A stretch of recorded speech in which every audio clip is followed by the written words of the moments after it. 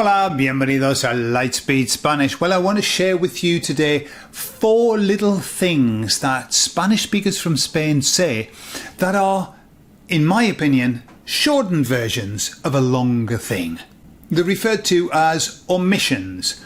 Pues hablamos de todo a continuación.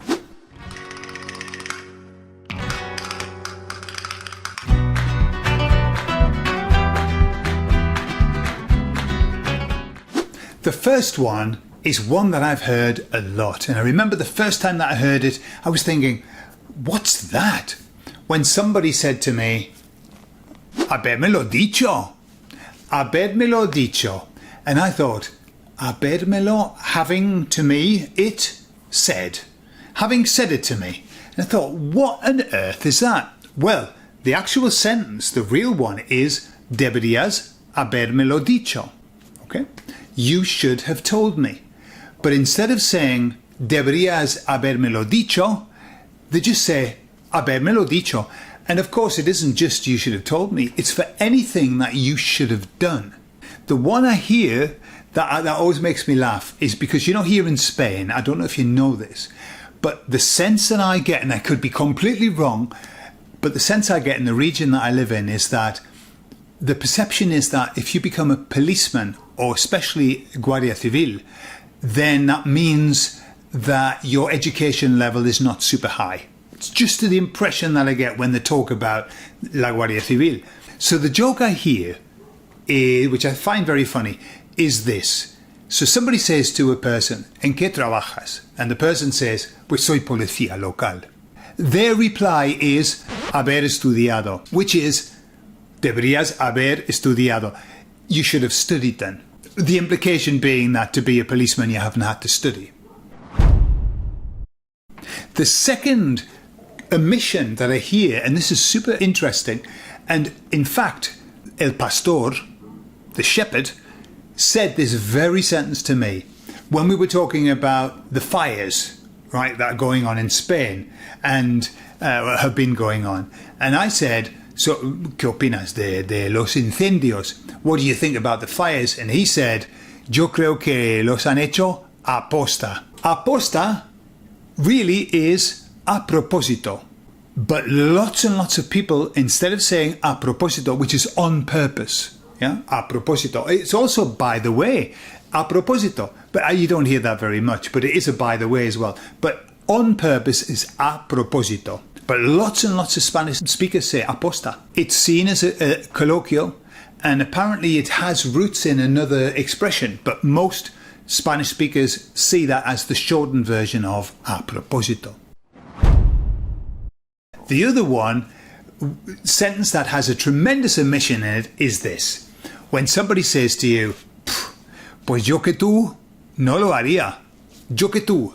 You have to do this with your hands. It's like the English expression that we have, you're telling me. You're telling me. Yeah, lots of hand movements have to go on. But yo que tú no lo haría.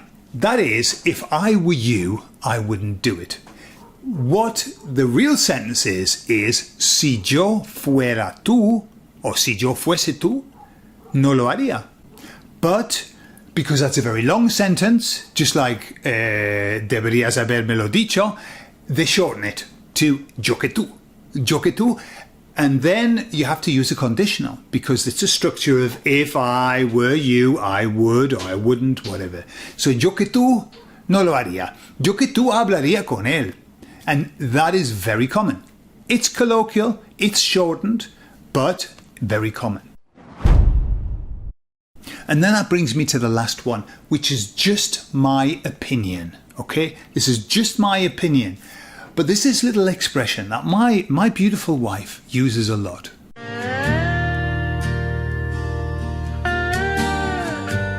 A que sí. A que sí. And it's like an affirmation of aren't you, didn't you, haven't you, don't you, wouldn't you. It's just any tag question. But it's more like an affirmation.